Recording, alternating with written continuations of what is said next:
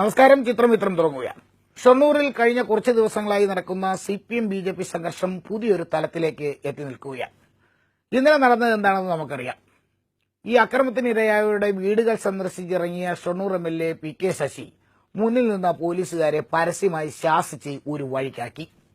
Police നിഷ്ക്രിയമാണ് എന്നായിരുന്നു MLAയുടെ അവകാശവാദം. ഏതായാലും MLA ഫയർ ചെയ്തതോടെ നിഷ്ക്രിയരായ പോലീസ് പെട്ടെന്ന് സക്രിയരായി. അക്രമ സംഭവവുമായി ബന്ധപ്പെട്ട് 6 BJP പ്രവർത്തകരെ അറസ്റ്റ് ചെയ്തു. അക്രമികളെ അറസ്റ്റ് ചെയ്താൽ പിന്നെ കൈവച്ചുകൊണ്ടിരിക്കാൻ പറ്റത്തില്ല, നേരെ കോടതി ഹാജരാക്കണം.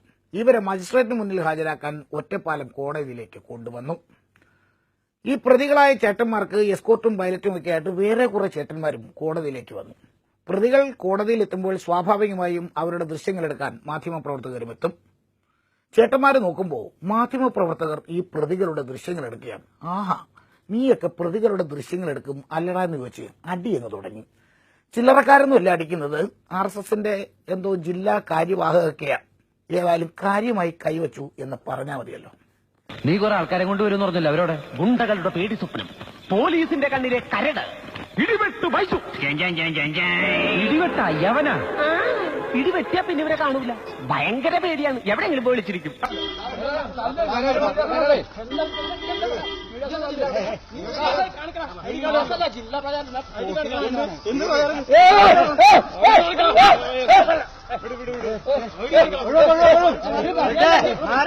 കള്ളക്കടത്തുകാരുടെ ഉസ്താദ്, പിടിച്ചുപറിക്കാരുടെ നരസിംഹം, കൊട്ടേഷൻ ടീമുകളുടെ 6ാം തമ്പുരാൻ നെഞ്ചാക് അനീബ്.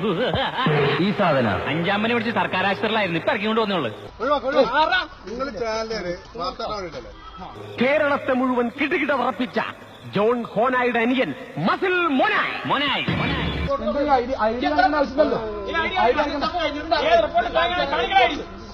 എന്താ പ്രശ്നം? ഇവനെന്താണ് അസുഖം? അയ്യവന് അസുഖമൊന്നുമില്ല, കഴിക്കണ ഭക്ഷണം മുഴുവൻ ഉരുട്ടി കൊഴുപ്പിച്ച് മസലാക്കി വെച്ചേക്കല്ലേ. എന്തെല്ലാം പറഞ്ഞോ കേന്ദ്രമില്ലാത്ത വെട്ടി ചെയ്തിട്ടുണ്ട്.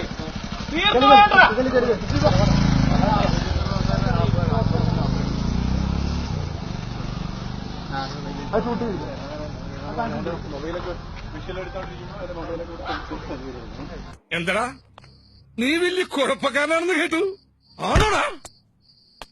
നീ കുഴപ്പമുണ്ടാക്കോടാ? പറയടാ, നിനക്ക് ദേഷ്യം വരുന്നുണ്ടോ? പറയടാ, നിനക്ക് തല്ലാൻ തോന്നുന്നുണ്ടോ? ഞങ്ങളെല്ലാം ഉദയനന്റെ നാട്ടുകാരാ, ഉദയനെ ഞാൻ ഒന്നിച്ചു പഠിച്ചവരാ. പിന്നെ ഈ ഓട്ടം അത് പടയോട്ടം. നിന്റെയൊക്കെ അഭ്യാസം തമിഴ്നാട്ടിലല്ലാതെ നടക്കൂ. ധൈര്യം ഉണ്ടെങ്കിൽ ഇന്ത്യയിലേക്ക് വാടാ, അപ്പ കാണിച്ചാൽ ഉമ്മച്ചൻ ആരാണെന്ന്. അല്ലെങ്കിൽ തന്നെ മാധ്യമപ്രവർത്തകർ എന്ന് കേട്ടാൽ ഈറ്റിങ്ങക്ക് ഭയങ്കര കലിപ്പാൻ. ഈ മാധ്യമപ്രവർത്തകന്മാർ കൂടെ ഇല്ലായിരുന്നെങ്കിൽ ഇവിടെ എന്തൊക്കെ ചെയ്യാമായിരുന്നു എന്നാണ് ഇവരുടെ കണക്കുകൂട്ടൽ. മാധ്യമപ്രവർത്തകയെ ബലാത്സംഗം ചെയ്യുമെന്ന് ഭീഷണിപ്പെടുത്തുക, അതാണ് പ്രധാന ഹോബി. ഇങ്ങനെ ഭീഷണിപ്പെടുത്തുന്ന ആരെങ്കിലും പോലീസ് പിടിച്ചാൽ അവർ സ്റ്റേഷനിൽ ഇറങ്ങുമ്പോൾ മാലയിടുക, ലഡു കൊടുക്കുക, മുത്തം കൊടുക്കുക തുടങ്ങിയവയാണ് മറ്റു പ്രധാന ഹോബികൾ. ഇങ്ങനെയുള്ള ടീമുകളിൽ നിന്ന് ഇതിൽ കൂടുതലൊന്നും ഞങ്ങൾ പ്രതീക്ഷിക്കുന്നില്ല. അവരുടെ കാര്യം അങ്ങനെയായി. ഈ പോലീസുകാർക്ക് എന്ത് പറ്റിയെന്നാണ് എത്ര ആലോചിച്ചിട്ടും പിടികിട്ടാത്തത്. ഇത്രയും ഇടി കോടതി കുളപ്പി നടക്കുമ്പോൾ നമ്മുടെ പോലീസുകാർ നോക്കി നിന്ന് രസിക്കുകയായിരുന്നു. ദോഷം പറയരുത്, ഈ 6 പ്രതികളെയും കൊണ്ടുവന്നത് ഒരു സ്വകാര്യ വാഹനത്തിലാണ്. കോടതിയിലേക്ക് ബെൻസ് കിട്ടിയില്ല, അല്ലായിരുന്നു അതിൽ തന്നെ കൊണ്ടുവന്നേനെ. എന്താ പ്രശ്നം? നിങ്ങളെതിരെ ഐഡി കാണിക്കണ ഏതായാലും മാധ്യമപ്രവർത്തകർക്ക് നേരെ ഉണ്ടായ ഈ അതിക്രമത്തിനെതിരെ മുഖ്യമന്ത്രി, പ്രതിപക്ഷ നേതാവ് എന്ന് വേണ്ട സകലമാന നേതാക്കളും പ്രതികരിച്ചു. പക്ഷേ BJP ആസ്ഥാനത്ത് നിന്ന് കമാന്നൊരക്ഷരം ഇതുവരെ ഉയർന്നു കേട്ടിട്ടില്ല. അല്ലെങ്കിലും കുമ്മനം രാജേട്ടൻ തലപ്പത്ത് വന്നതിന് ശേഷം അവിടെ മൊത്തത്തിൽ ഈ സെറ്റപ്പാണ്.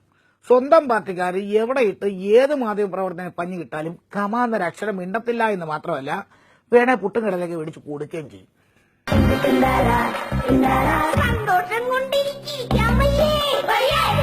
എത്ര നേരമാണ് ചോദിക്കുന്നു, എന്തെങ്കിലും ഒന്ന് പറയടാ.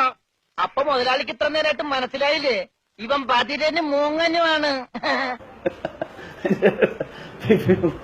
സരോജ് കുമാർ സാറിന്റെ 10,000-ഓളം ഫാൻസുകാർ സ്റ്റേഡിയത്തിലുണ്ട്. ഈ ഫാൻസ് എന്ന് പറയുന്നത് വെറും ഫാൻസ് അല്ല, കൊട്ടേഷൻ സംഘം എന്ന് തന്നെ പറയാം. ഞാൻ അവരുടെ നേതാവാ. ഞാനൊരു സിഗ്നൽ കാണിച്ചാൽ കടന്നൽ കൂടെ ഇളകി വരുന്നത് പോലെ ഫാൻസുകാർ വരും. താന്റെ കണ്ണും മൂക്കും ചെവിയും കൊത്തി ഒന്നാക്കും, എല്ലൂരി കോൽക്കളി കളിക്കും. പാറട്ടെ. തല്ലാനും കൊല്ലാനും എല്ലാം വരുന്ന ചേട്ടന്മാരുടെ പ്രത്യേക ശ്രദ്ധയ്ക്ക് പറയുക. സംസാരിച്ച് ജയിക്കാനോ ന്യായം പറഞ്ഞ് ജയിക്കാനോ പറ്റാത്തപ്പോഴാണ് നിങ്ങൾ ഈ തല്ല് എന്ന ആയുധം പുറത്തെടുക്കുന്നതെന്ന് ഞങ്ങൾക്ക് നല്ലതുപോലെ അറിയാം. നിങ്ങൾ തല്ലിയാലും തല്ലി കൈയും കാലും ഓടിച്ചാലും തള്ളക്കി വിളിച്ചാലും ഞങ്ങൾക്ക് നാളെയും ഈ ജോലി ചെയ്തേ പറ്റൂ. അതുകൊണ്ട് യു കണ്ടിന്യൂ, ഞങ്ങളും കണ്ടിന്യൂ.